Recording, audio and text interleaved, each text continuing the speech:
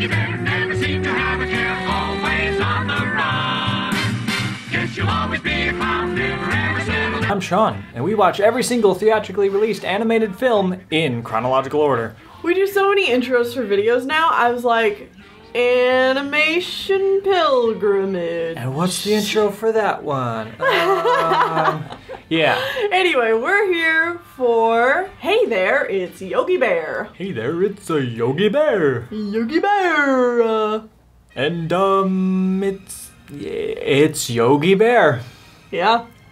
That's it. It's All just right, Yogi go Bear. home. We're done. Everyone wrap up. No. I hope you guys liked the review and join us back here next week as No, we... get out of here. Get out of here. I'm trying to. You. I'm kidding. But it does just feel like a full-length Yogi Bear film with not a lot of super high stakes. Honestly, the biggest improvement you can see right away is the backgrounds. Yes. Another thing I want to say is that something that stood out to me right away is they're a bit better about three-dimensional space. Yeah. It's not just side to side the whole time, which is a big problem with a lot of Hanna-Barbera and other shows of the time. Just like, they're on a 2D plane, and it's very obvious they're on a 2D plane. Right. This show did a bit better job of like incorporating some three-dimensionality to their sets and locations. Yeah, which we can thank in part, probably, to the fact that a whole bunch of people from Warner Brothers Studios have recently relocated to Hanna-Barbera Studios. Oh. Because Warner Brothers Studios has closed down. Ah. Yep. Okay. So that era is over. But it is always nice to see, you get people who say like, oh, the studio closed down. We see this all the time now. Mm-hmm. Where like people get laid off or studios close down and people are like, oh man, we won't get any more of that content. But and you while kinda do? Right, and while you might not get that content specifically, like the IPs, we may not see Bugs Bunny for a little while. He comes back, obviously. Spoilers! Jeez.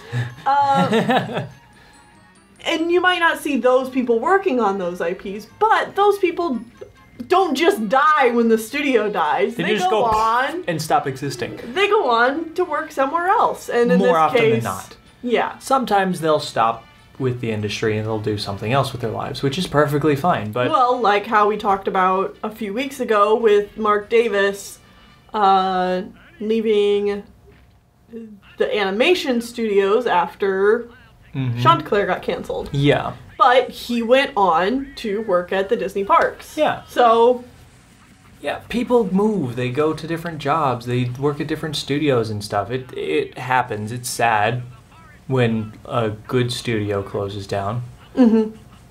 But usually they're not doing so great when they close down because they're closing down for reasons. right. I mean, more often than not, it's money reasons.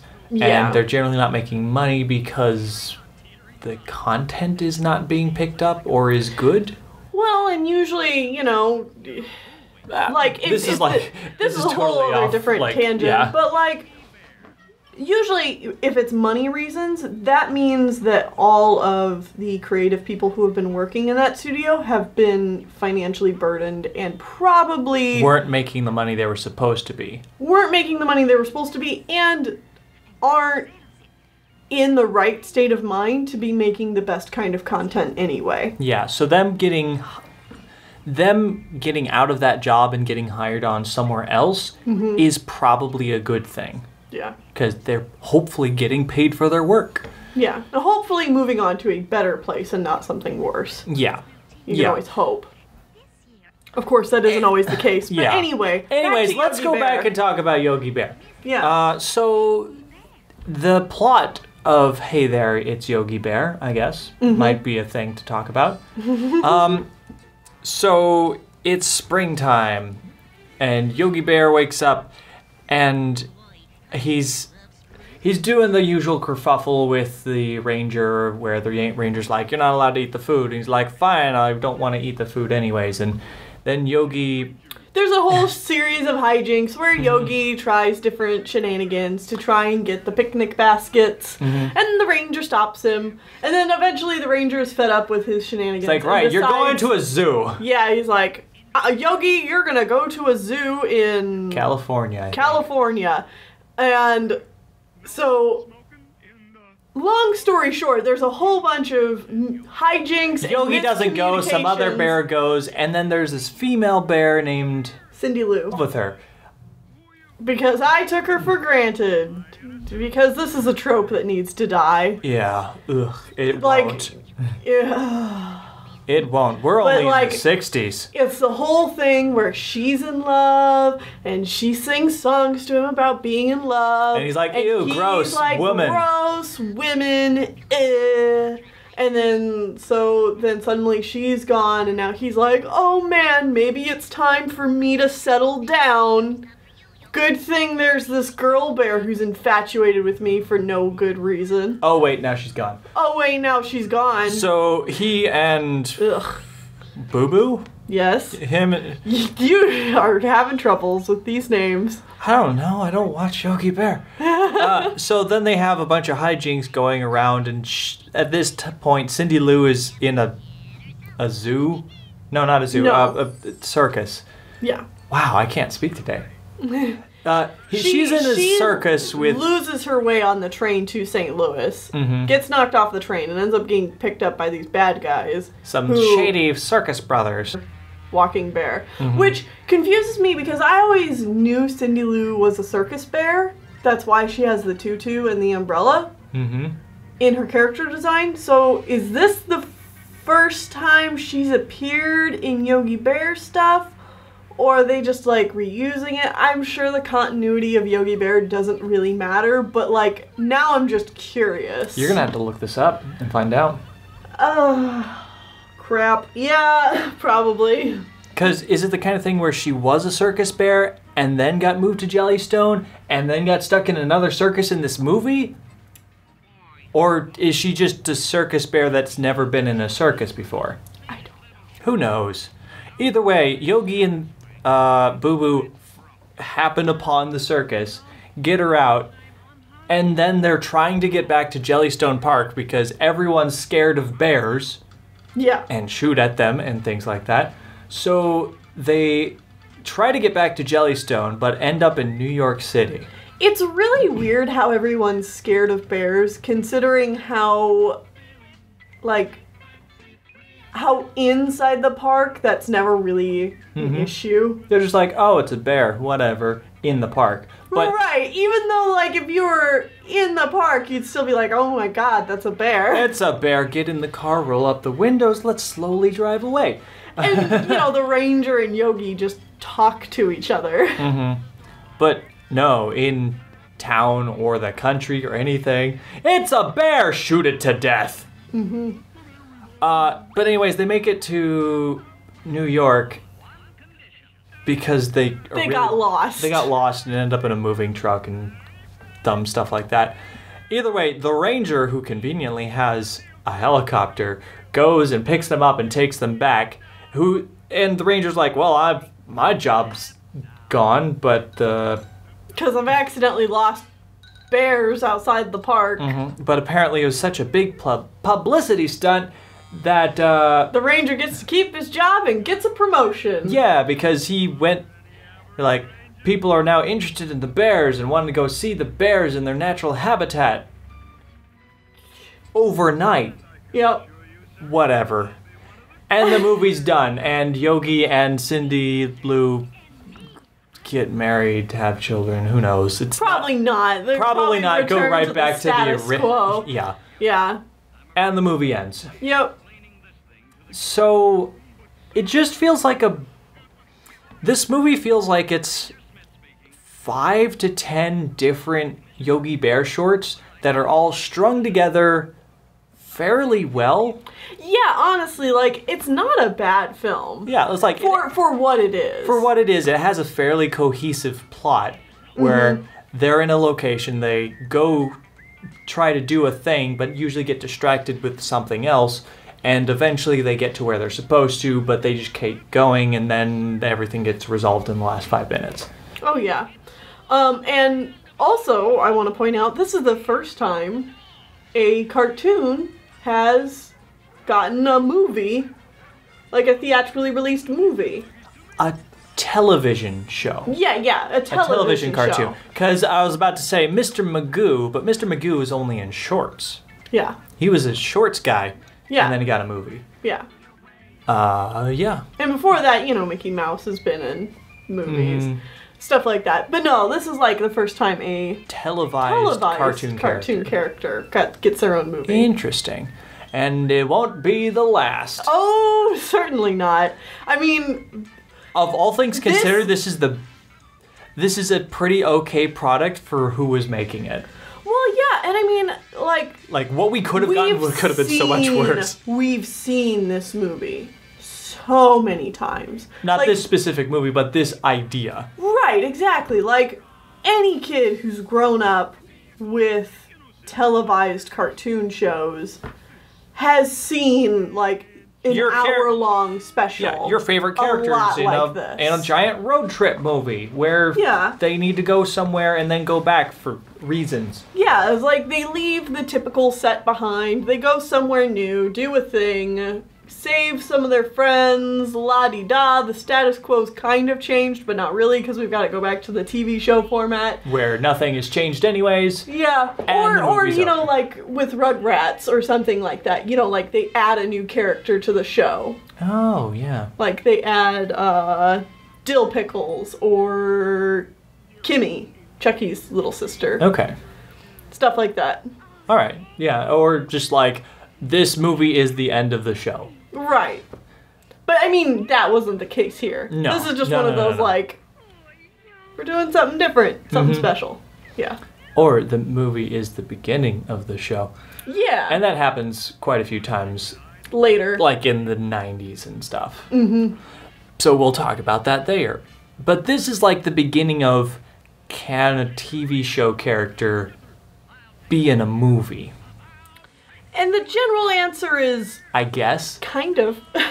It really depends on your love of the TV show already. Yes. Yeah, because If you're not a Yogi Bear fan, this movie isn't going to offer anything for you. No, because it's just a big, long Yogi Bear movie that is very Yogi Bear. With But if slightly you- better plot, characters. Oh, it has music.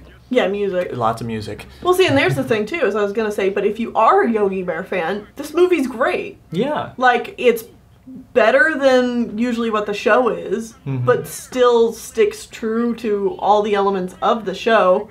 Mm-hmm.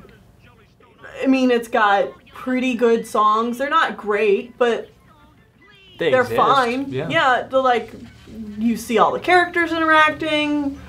Like, It's honestly, a fairly well told story. there's one song in there where, like, Yogi and Boo Boo are putting on a parade for really no reason. It has no bearing to the plot whatsoever. Yeah. But the song itself was actually fun.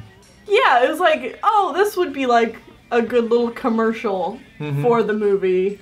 Yeah. Which it might have been. Who knows? We don't. And I also, in that sequence, I was kind of thinking Top Cat was gonna make a little cameo, but he didn't. I was like, oh, that would have been cool. Yeah, I guess. I'm Or- assuming or- Top Cat's another character. Top Cat's like another Hanna-Barbera character. Okay. Well, or that one cat character that was in the...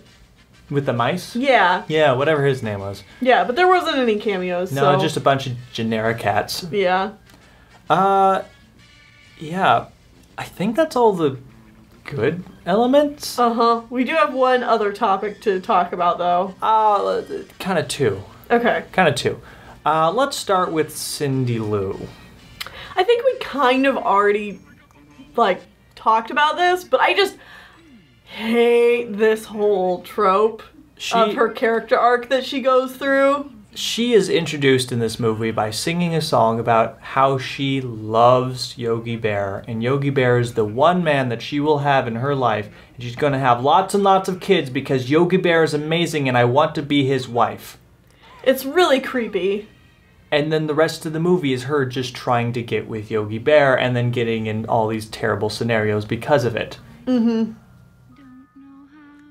All right. It's not good. It's not good, especially seeing as this is the only female character in the entire movie. It's the only female character in the entire movie. She definitely does not pass the Bechdel test. No. Every single scene, she is crying about Yogi Bear. Yeah. Like, the only time she talks about anything is about being with Yogi Bear, or wanting to be with Yogi Bear, or missing Yogi Bear, or lamenting the fact that Yogi Bear is not around, or she's in this bad situation, if only Yogi Bear could come and save her. Yeah. It's not good. No, it's grating for one. Mm-hmm. It's demeaning for another. And it just makes it so Cindy Lou has no personality outside wanting to be Yogi Bear's girlfriend. And having his babies. Yeah. Which, yeah, it's an old trope and it still sucks. Uh-huh. No one in this movie knows how to interact with anyone that isn't Yogi Bear. No. Because Yogi Bear is the center of this universe, and if Yogi Bear is not around, characters are baffled about how they should exist. It's like Cindy Lou needs him to be her lover. Boo Boo is the hapless cohort who, once he's gone, is a sad do-nothing that can't do anything with his life because he misses Yogi Bear. Well, that's because Boo Boo's purpose in life is to follow Yogi around and spout What are you straight doing? man Yeah. questions to Yogi's What you crazy doing, antics. Yogi? And if he's not around, his purpose in life is gone. Ranger Rick or Joe or Steve or whatever. Ranger Smith. Super generic name. I know. Ranger Smith, his purpose is to stop Yogi from being a bad bear. Oh yeah, and as soon as Yogi has disappeared for a while, he immediately starts going crazy. Yeah, he's just going nuts because he's like, oh no, Yogi's gone. I need to take care of Yogi, but Yogi's gone. How do I take care of Yogi if he's gone? Right. It's not my problem. Puts cup of tea on head like a hat. Okay. Uh-huh. Or probably coffee, actually. So, like, everyone doesn't know how to interact with anyone that isn't Yogi Bear, which is A problem. a bad writing thing. Yeah. For sure. So, Yogi Bear is the center of the universe, which is what you'd expect out of a show like this. Right. But, Another thing we have to talk about. Mhm.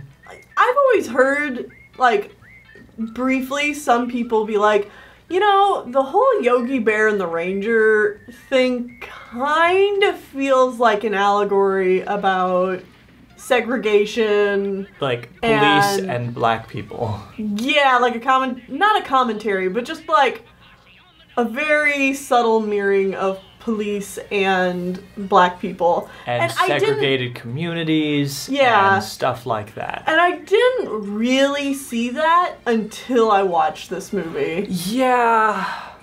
Because it's like, Yogi It's Bear's not really easy to make that connection. Oh yeah, because Yogi Bear is not allowed to leave the park for whatever reason, and he's not allowed to have any fun because the police is around to make sure he doesn't do such things. And once he gets out, everyone outside of that community, outside of there, is a very white person. And the only bears we see outside of this park are all in cages. So they're all incarcerated and stuff. But when Yogi and the other bears are out on the loose, everyone's freaking out and scared and wants to shoot them because they're sure that the bears are evil and going to do bad things. So the police need to come and take care of this. Mm-hmm. It's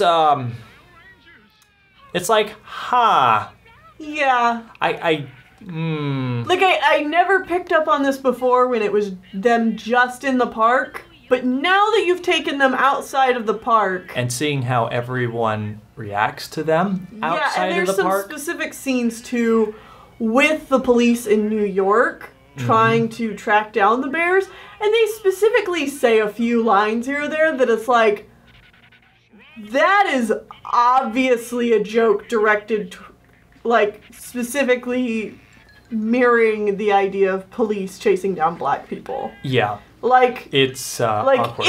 it's a joke because people would recognize it as being that. Yeah. Which is not cool. Just like, And it just oh, makes my whole enjoyment of Yogi Bear go down even more. even more, which wasn't very they're- high to begin It's with. just kind of like, it's light fluff that I don't really care about, to like, oh, this is a little awkward actually. Yeah. It doesn't destroy the movie, but it certainly worsens it. Yeah, it certainly gives you a bit of a bad taste. Mm-hmm. Bad aftertaste in your mouth. And I had never heard that idea. Right. And like, as I was watching this movie, I was picking up on that too. I was just like, is this like an allegory for black people In police, and police? kind of seems brutality, like that. And then I mentioned it, and you're Afterwards, like, I picked up on "Okay, that. Holy good, cow! It wasn't just me. Yeah, I was afraid it was like, am I just reading too far into this? But no, you picked up on it too, which is good to know that I'm not alone on that. Okay. Well, anyway, Do you have anything else to talk Not about behind really. the scenes? no, there's not a whole lot to say about this one. Really? Not Yeah. any like, oh, Hanna-Barbera's first ever full-length film. Anything? Not really. Okay. I mean, it. They did it. They made money. Yeah, and then they kept making cartoon shows, so Yeah. It didn't bankrupt them. no, I mean, they didn't spend that much more on this movie. I mean, it doesn't surprise me. And I guess I will say one thing is that when it came out, the market for animated films is so little. Because yet- it's like Disney and then, Warner Brothers just shut down. yeah. UPA is shutting down. Or like, even if it's not shut down at this point, it's in its last dregs. Right. It's struggling to break even. Other recent animated films in America have been fairly small-time things that weren't Disney. Yeah, and the Disney stuff is just like, Lackluster. yeah, like Because it's it's The Sword in the Stone just came out. last year. Mm-hmm. I mean, And then before that was 101 Dalmatians, which was enjoyable, but certainly very different that's from what they still- used to do. several years ago, though, Yeah, holy cow. at this point. But it's like so thin that something like this, Hey There, It's Yogi Bear, it's like, oh, cool. People went to go see it. Yeah, people went to go see it, probably took their kids. Yep.